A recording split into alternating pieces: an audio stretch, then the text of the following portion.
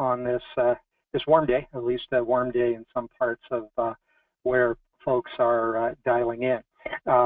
This is intended to give an overview of a perspective on the North American natural gas market, which as of earlier this year, many of you are aware, is now connected to the global market, making this a new market in a lot of ways, a market that for the first time earlier this year is now connected to the global market, making global matters matter for all of us.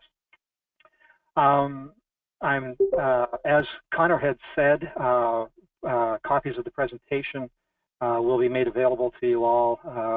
NAVIGANT is maybe known by many of you, so I'm not going to get into that. Suffice it to say that we are in a growth path with increasing revenues and skill sets on a global basis around the world. In this introductory opening, this is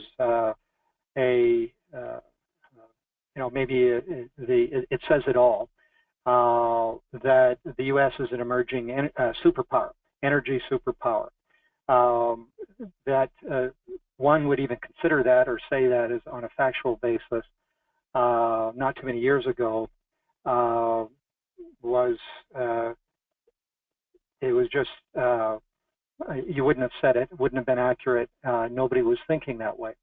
Over a very short period of time, though, the country has emerged into certainly a different status in terms of on a global basis, where it is the #1 oil producer, #1 gas producer fundamentally, but also emerging with related products around the natural gas and oil sphere into leaders in other areas, such that condensate producer, we're now #1. The United States is #1 in terms of refined products and #1 LPG exporter. There's some things in terms of the LNG exporter going forward here, where upon build out in 2020-22, NAVIGANT forecasts that the country will be the #3 LNG exporter in the country. So a remarkable change from not too long ago when government policy, federal policy by and large, was oriented around saving resources, resources that were viewed as depleting, in rapid depletion, and regulatory policies developed to save the scarce resource. Here is, as of 2015, where the country ranks in terms of gas and oil production, as I say, in 2015. U.S. being a larger gas producer than Russia, Iran, the rest of the countries listed. Similarly, in terms of oil, even more recent development where the country was producing more oil than any other country, including the Middle Eastern countries and including Saudi Arabia. Switching over to LNG exports and how in the LNG market, these, and many of you are aware of the, let's say, plethora of projects that have developed and have surfaced over the last number of years, a renaissance of an industry where LNG export projects were proposed to take the place of LNG import facilities that had previously been proposed, especially in the Gulf of Mexico region, to take advantage of the change of the market from supply shortage to abundant natural gas supply that came about as a result of a technology breakthrough through hydraulic fracturing and horizontal drilling, to the point where there's something like 20 liquefaction projects that were and are on the books in on the West Coast, 2 2 in Oregon that were proposed, 25 projects roughly in the Gulf region, and 8 in Canada and the U.S. East Coast. Then the bars are estimates of our numbers as to the amount of gas that will be produced from these LNG facilities by 2022. This is part of Navigant's Spring Outlook 2016, and something that many of you will be thinking about, but that we've also been suggesting as we've been very involved in projects on a project basis, helping them in particular with their export applications and other work, that not all the projects are going to go forward. We certainly have been saying that for a long time now, and the volumes that are going to be produced and the numbers of projects that are going to be produced are a lot less than what were proposed in the first place. And so breaking down the projects, the LNG export projects, we're looking toward a 5 export facilities by 2022. Projects such as Sabine Pass that I mentioned came on stream on February 24th, the day that may go down in the annals of the natural gas industry as one of the most important dates in natural gas history. Sabine Pass has other trains. I understand over the last couple of days, the second train for about 0.6 BCF, this BCF a day, has come on. So Sabine continues to deliver toward a total build-up of about 5 trains eventually. Cameron LNG, the project owned and led by Sempra, but also involving NG, Mitsubishi, and Nippon, with 3 trains in construction and other regulatory developments up and including the DOE export approval as of July, just recently 16, to add additional 1.4 BCF a day to the project. Freeport LNG, Corpus Christi, the second Cheniere facility in the Gulf, 2 trains in FID now, heading toward about 8.4 million tons per annum, about 1.1 BCF a day.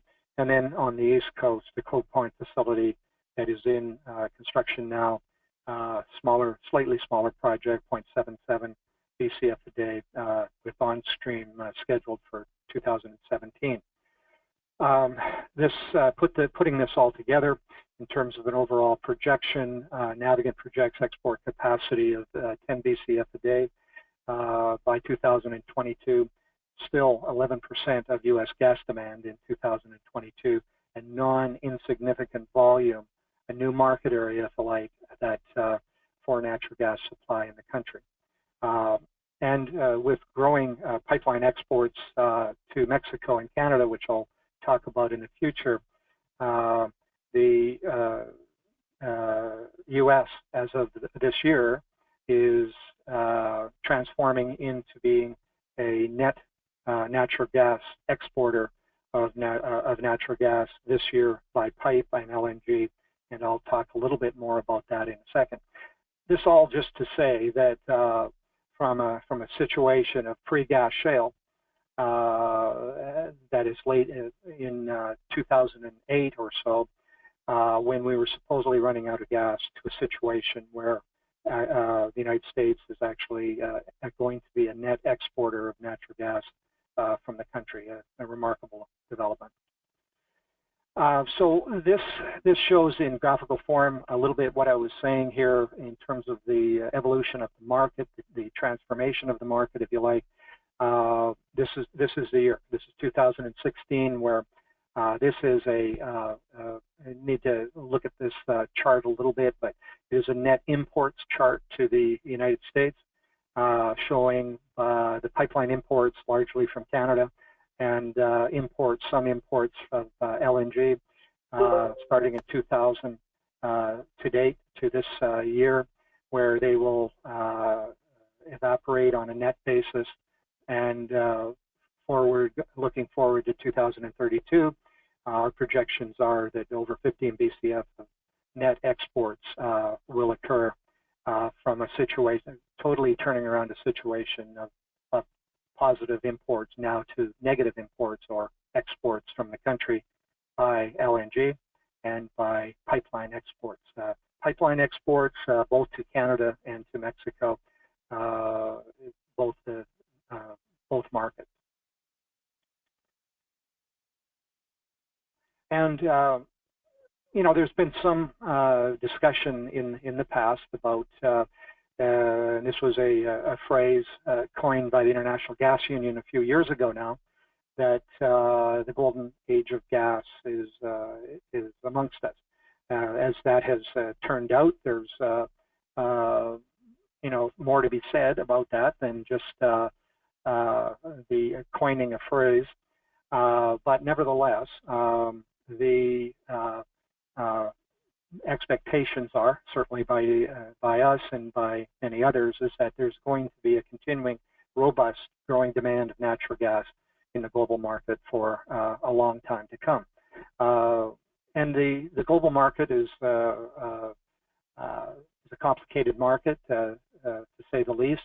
There are differences, certainly across regions, across countries, and differences as looking at countries together as undeveloped countries and as developed countries, Western versus underdeveloped countries, and the decisions that will be made by these areas as to what decisions they will make in terms of how to pull themselves up from an undeveloped country perspective into something approaching a Western standard of living, and the decisions they will make are apt to be different than maybe some countries will be making in the West, where in the West there's a lot of dialogue. We hear it ourselves. There's some uncertainty as to the role of natural gas, what role it will play, and how is it going to support our economy in the future.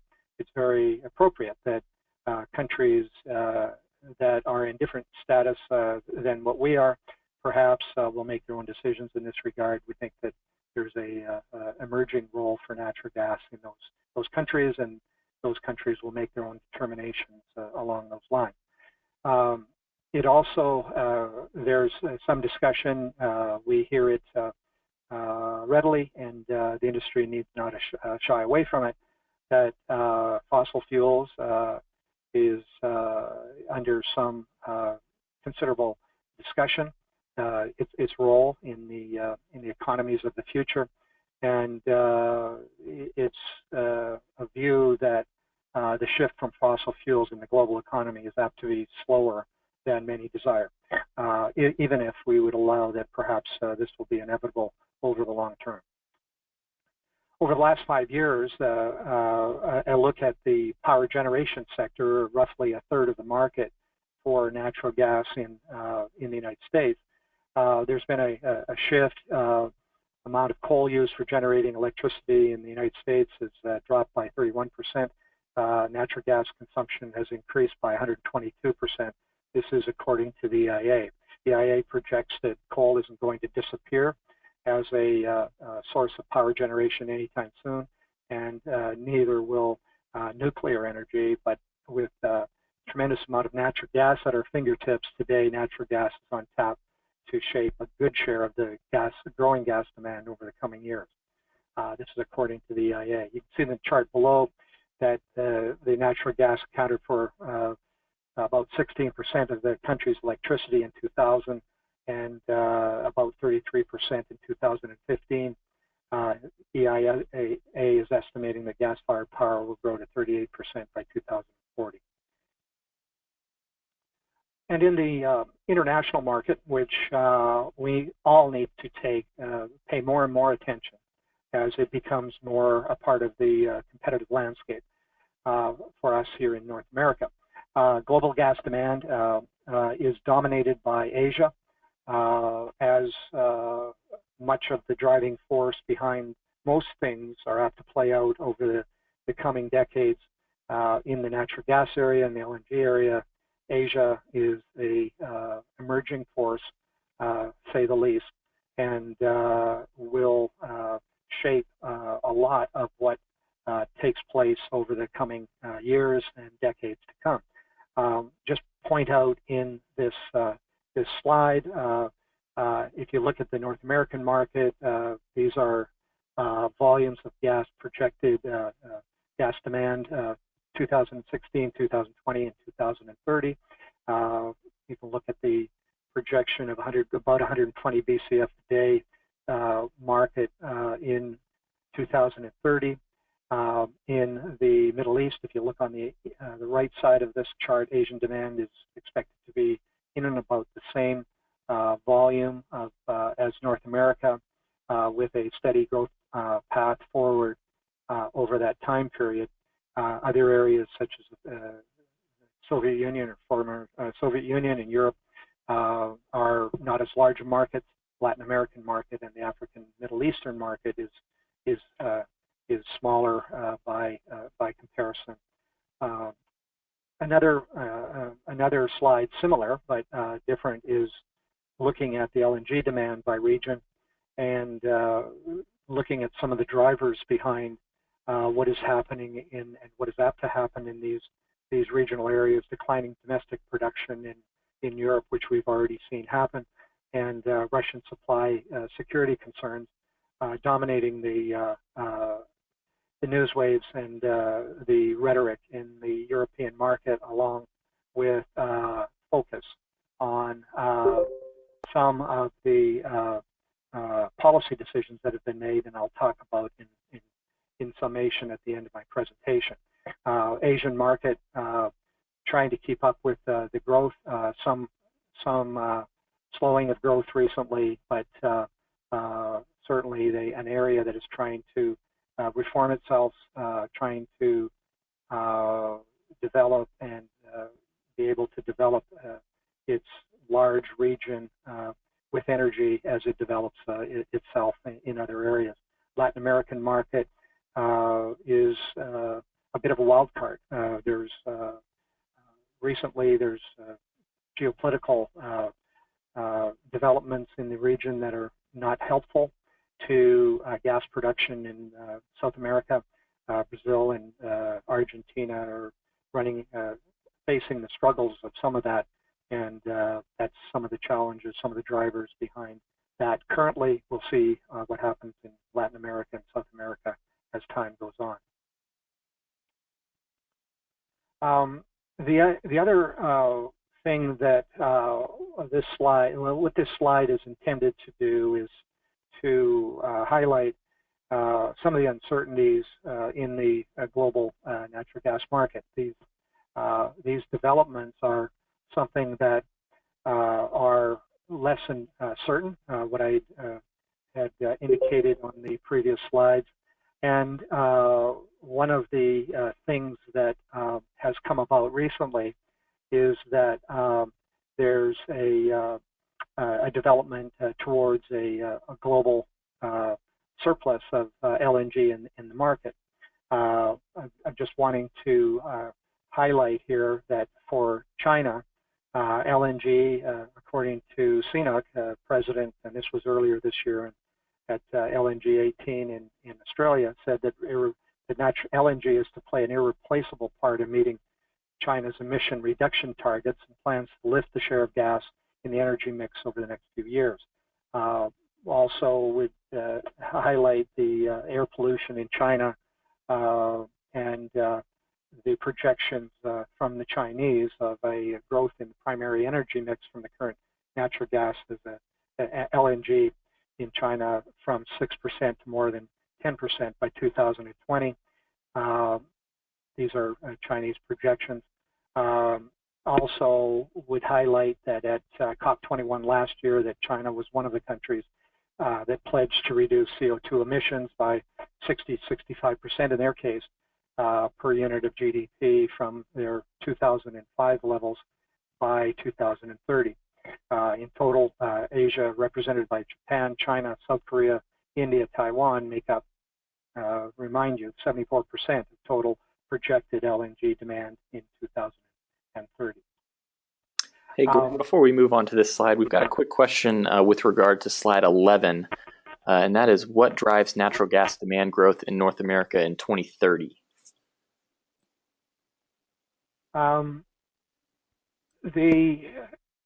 It's really everything. It's the switching from coal that is apt to happen, probably front-end loaded here in the first place, but then in support of other energy forms, in particular renewables, which we show strong growth for, and in supporting the growth in the renewable sector, which probably is a development that becomes more apparent in the 2020 to 2030 timeframe. Perfect. Thank you.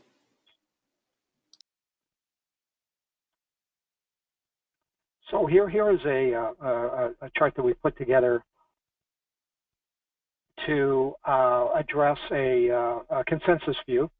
If we are reading the tea leaves properly in terms of projections for the global demand, supply-demand balance of natural gas, the conventional view maybe, at least according to what we're seeing, that there will be a supply, or that there is a supply glut for some period of time.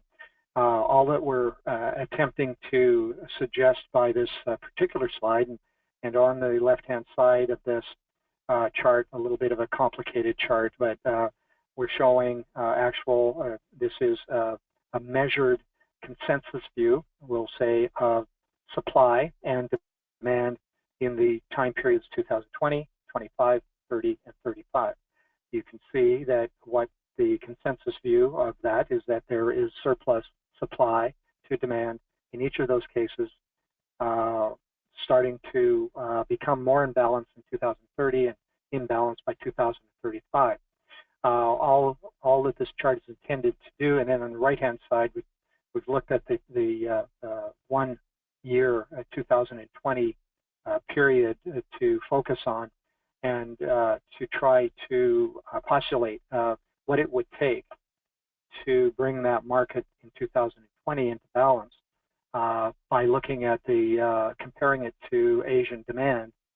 And that is what we're talking about on the next slide, that based on our analysis, the consensus global supply glut could be made up by an increase in Asian compound growth rate of 3% per annum over the period from 216 to 220. Not an insignificant growth rate, but a rate that, and because of the size of and the importance of the Asian market, could swing things in the international market into balance. And it highlights the importance of the Asian market for the growth in global gas and LNG markets going forward. We do know that currently the Asian markets have hit more challenging times. Growth has declined from what it was previously. Very high growth rates exceeding 10% in some periods, some years in the past, now to more robust growth numbers, 3.7% in China, 2014-15, and rates still pretty high in a smaller market in Taiwan of about 7.4% in that 2014-2015 timeframe. Overall, we are just trying to indicate the gas shale also could play an increasing role in the global supply-demand balance.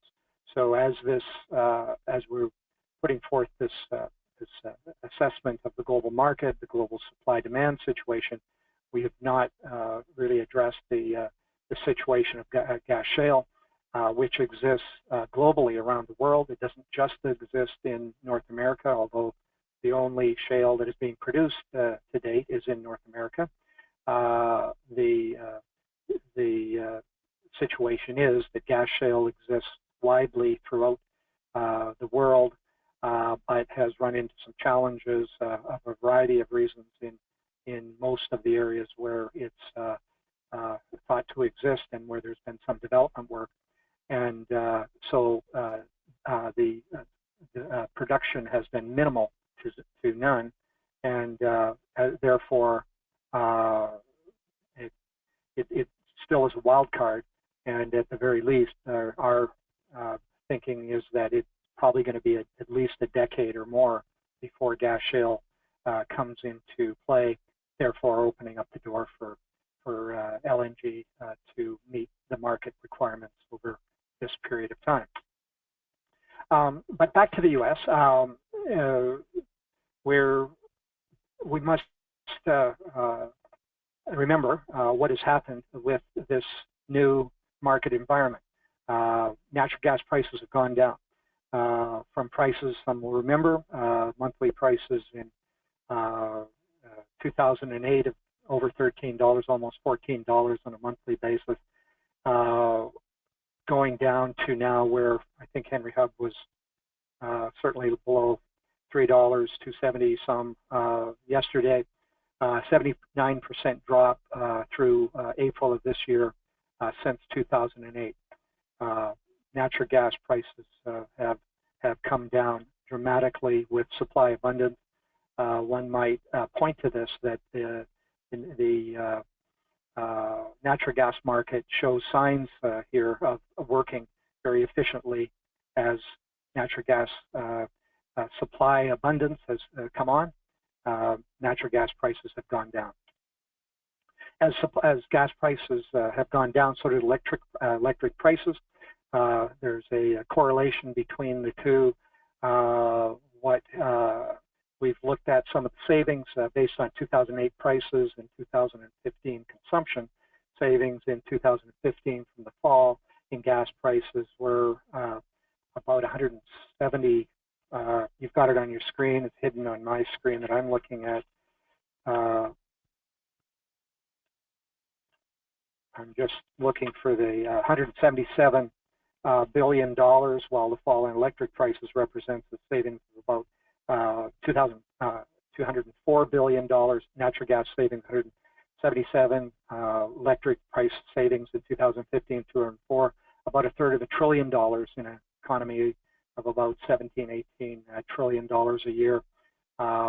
Significant savings to the economy as a result of energy prices. The impacts then have been large, and in the future, some of the projections that we tend to believe in is that estimates of shale production will be increasing further. The market doesn't appear to us to be at a point of leveling off by any means, but in fact growing to 2040, growing by 103%, or to a level of 36.6 BCF a day. We also have postulated here the effects of mandated policymaking in terms of the renewables mandated at 50%, not too unrealistic as to some of the initiatives taken today. By 2030, coal retired by 50%. If this was to be mandated, things would be different. We would suggest that electric prices and gas prices would be higher and would rise by more than 20% in 2050 over a scenario of no renewable regulation mandate. With renewable policy mandate, gas demand for electric generation would increase as the demand for coal output continued. Power prices would increase as gas and electric generation sector, but would be at a higher price level. These are some of the things that if there's government policy and government policies end up getting enacted across the country, some of the effects that are apt to have to the economy versus situations and a scenario where the market is allowed to work in itself. gas shale and the impact on climate change. It is just not appropriate to not say something about the impact on climate change. There's a lot, and natural gas, there's a lot that is discussed regularly about natural gas and climate change, but the fact is that the impacts of gas shale are viewed, we view as important and a key contributor to the limits of global warming, even as and targets toward 1 degree Celsius that have been established by worldwide policymakers. In order to limit global warming, CO2 emissions need to be reduced, and carbon needs to be reduced. Factually, that's what needs to happen, and we will only point out that versus other fossil fuels, oil and coal in particular, environmentally, natural gas is cleaner. It's it's lower in terms of its emissions across the board. And we would also say that at most man-made CO2 is caused by coal-fired generation, even as CCS technologies are developing, but are not there yet. Coal to gas switching as a result of economics, which is the situation in the country, not policy. Nothing has been enacted at this point, has resulted in total gas-fired generation overtaking coal for the first time ever in history by a percentage of the total market of 31 to 30% in April of 2015. So that was more than a year ago, more natural gas-fired generation than coal. Looking at the coal market a little more closely, and for some regions of the country, this is more important than others. The NAVIGANT forecasts about 68 gigawatts of coal retirements over the 2013 to 2020 time period. Just remind everyone that we're talking about a national electric market of roughly 1,000 gigawatts. 68 gigawatts of 1,000 total is not insignificant, and something that is having now and will continue to have some impact on the respective markets for coal and natural gas. We also, this is our spring outlook in terms of natural gas, renewables, and gas increasing. The takeaway here, this is to projections 2030, where if you look at the bars here and the component parts of the total U.S. electric market, we're seeing strong growth in the gas market over that period of time. Coal is decreasing, nuclear essentially holding its own, barely, hydro being rather static and smaller relative to the other segments, and renewables in growing very markedly, more than other sectors, but from a low start in the first place. U.S. Clean Power Plan seems to have its own uncertainties. At this point, it's on hold by the U.S. federal government. But in reading the Clean Power Plan, it was, as written, tended to emphasize renewables at the expense of natural gas.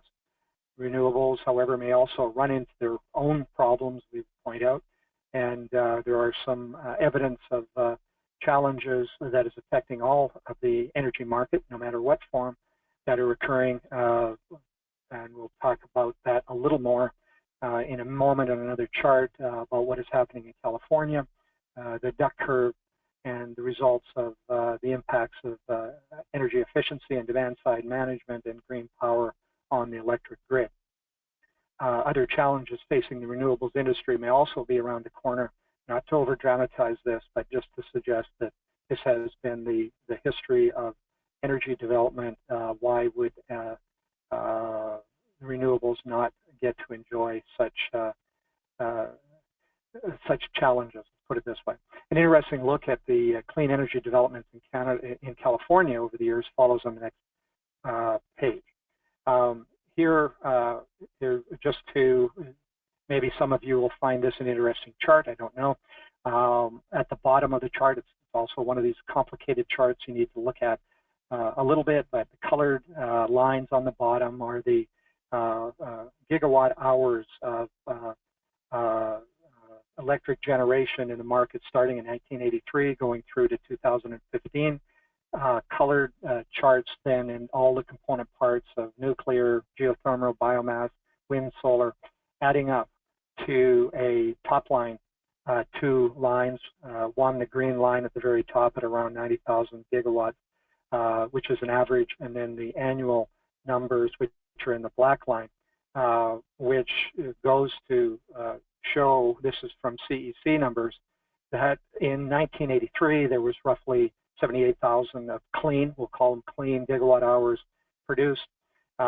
We've updated this chart some, but in 2015 the amount of gigawatt hours, clean gigawatt hours were about, in 2015, about 80,000 gigawatt hours produced.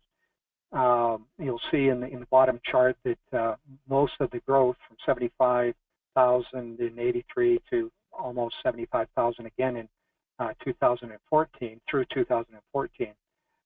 We're in 2015, the big news is solar capacity that was coming on, and the question mark is how much additional solar will continue to be added into the Southern California market to increase those gigawatt hours substantially from what they were 32 years ago.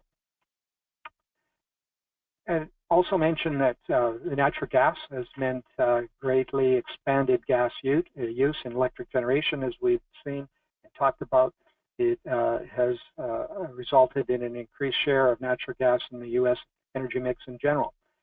Inexpensive natural gas has done things for the economy through some challenging times over the last few years, assisted the manufacturing, fostered, helped trade deficit and strengthened the dollar, and helped bolster employment. Also, it is looking forward energy security, and looking at this closely can play a large role in the near to midterm response to emissions, allowing that even in the long term, some very stringent emission regulations could limit all fossil fuels. But it seems like this energy security and this abundance for the country has some consequences much beyond energy into other sectors of the economy, and also in terms of standard of living that we must at least be appreciative of. It also means a vastly different global gas market, expanding exports of LNG from North America, and a growing global gas market through LNG. That will become increasingly apparent as the days and the years go on. So in summation, a new world order. While the U.S. has been fortunate to have discovered gas shale abundance, gas shale development has not had the same impact in other countries, even where there's known substantial resources that are known to exist. Last year, David Carroll, I heard him tell me that at the World Gas Conference in Paris, that the industry has some challenges ahead. He suggests that the industry has challenges in terms of reliability, being abundant, being affordable, and being acceptable to the market. In Germany, would point out that there's a different view of the marketplace and the policy that captures the different view.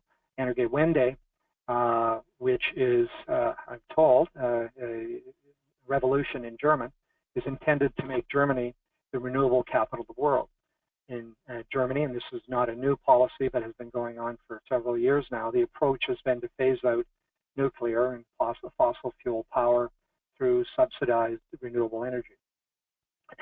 Over 5 years, would only point out that electric prices in Germany have increased 60%, and the average German household now pays an extra $355 US per year, largely based as a result of the renewable subsidy. Carbon emissions have also increased, as in Germany the situation has been that there's more coal-fired generation that's been burnt burned, especially lignite coal, the most emitting CO2 emitting form of coal. So there's apparently less than universal agreement as to the important role of natural gas in positively addressing climate change and in supporting renewables. Perhaps we're just lucky. I don't know. That was my presentation, and I think we still have a few minutes, Connor. Perfect. Thank you, Gordon. Like I said earlier, if you would type your messages into the chat function down on the GoToMeeting control panel, it is near the bottom. In the meantime, I'll remind you that if you would like a copy of this slide deck, you can email me. And the easiest way to do that is probably to go to the email that I sent this morning at about 10 a.m. and just respond. And I'd be happy to send you that, as well as later this afternoon, a link to the YouTube video that will have a recording of this entire presentation. So unless we have any questions, I really appreciate you taking the time to do this, Gordon, and for everyone for tuning in. I'll remind all of you that on September 22nd, we are going to be back at this with Johannes Escudero from the Renewable Natural Gas and he will be speaking at 10 a.m. and you can sign up for that for free on the Northwest Gas Association website, nwga.org. Gordon, I'm not seeing any other questions, so unless you have anything else you'd like to say in summation, I think we are good to go. No, I think you've covered it, Connor, and if there's no questions, then we are good to go. Perfect. Thanks again, and we'll see all you guys next time. Okay.